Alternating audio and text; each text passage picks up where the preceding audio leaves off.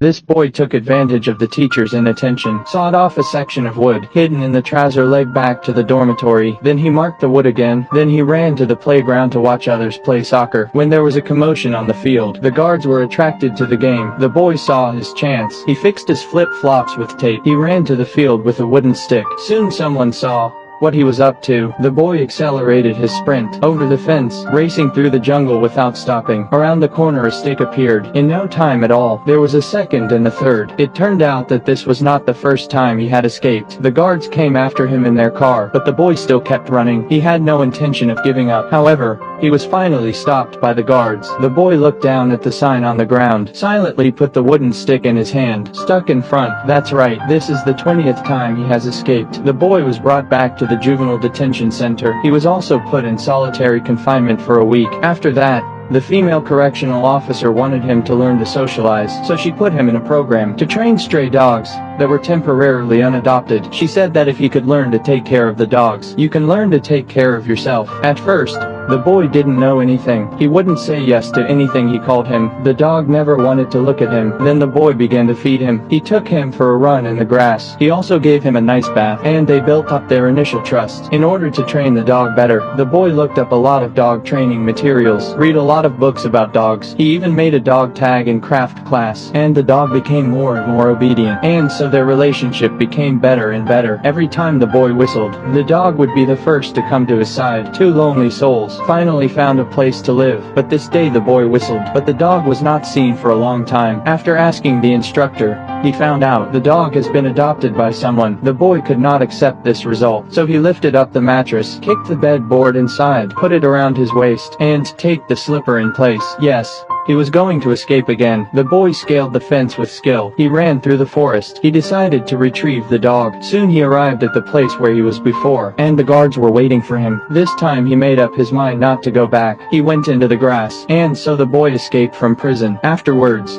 the juvenile detention center found the boy's brother. He told him about the boy's escape because he had sent the boy here himself. The boy hid in the tent, waiting for them all to close, came to the electrical area to steal a heater, but accidentally set off the alarm, caught by the security guard. When escaping, the security guard fell hard on a rubber, and also stole someone else's motorcycle. Look at the way you know it is a repeat offender. And the reason he stole the heater is to make his elderly grandmother warmer. But stealing was never right. His brother wanted to put him on the right track, had to take him to court because the boy was underage. The judge sent him to juvenile hall, and he took out a civil code and made him memorize it so that he would know what not to do. But the boy escaped from juvenile hall because of a dog. Escaped from the juvenile hall. When his brother found out, his lungs exploded, because in a few days, it was his 18th birthday. If he causes any more trouble during this period, there was a good chance that he would be sent to jail. The brother went to his grandmother's hospital room. Sure enough, he found the boy here, but the boy said he was going to find his dog. He refused to go back. The brother promised to go to the dog first, but the boy said he wanted to take his grandmother with him because the doctor just told him Grandma only had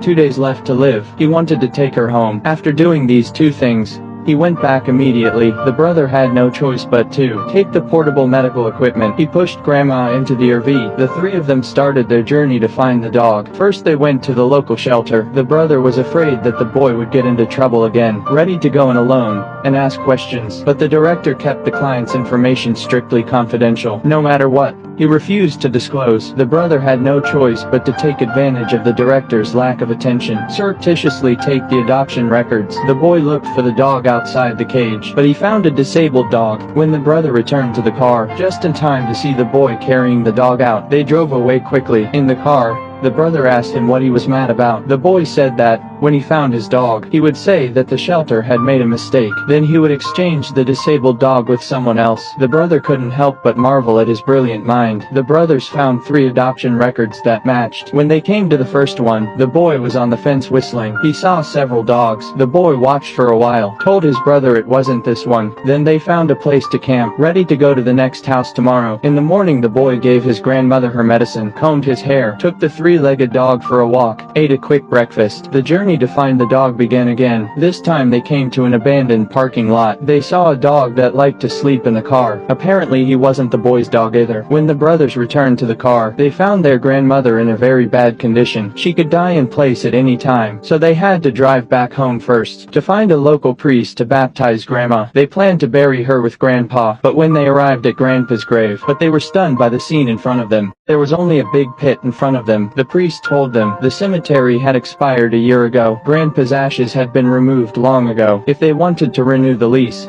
they had to pay 5,000 euros first. The boy immediately proposed to buy the caravan, but then the priest said the cemetery had already been rented, meaning that they could not buy it even if they had money. The two brothers had no choice but to find another way, to find a new place for their grandfather. In order to raise money, they set their eyes on the cousin's cow. This cow was the winner of the Dairy League. It was worth 60,000 euros. The brothers made up their minds and went to the cow farm. They found the champion cow, who was listening to music. The boys skillfully opened the chain, but when they took the cow back to the farm, they saw their cousin chatting with their grandmother. The brothers had to get in the car. They tried to get the cousin out of the car, but the cousin said that the cemetery of his grandfather was rented by him. Now he gave it to his old man. He also said that he had already chosen a spot on the cage. He chose a place for his grandparents. I hope they can forgive him. Do not worry about this matter again. However, when he turned around, he saw the family's champion cow appearing outside the car window. The next day the brothers arranged their grandfather's ashes, arranged it into the burying, then came down to check on their grandmother's condition, and miraculously got better, running around with her every day. In turn,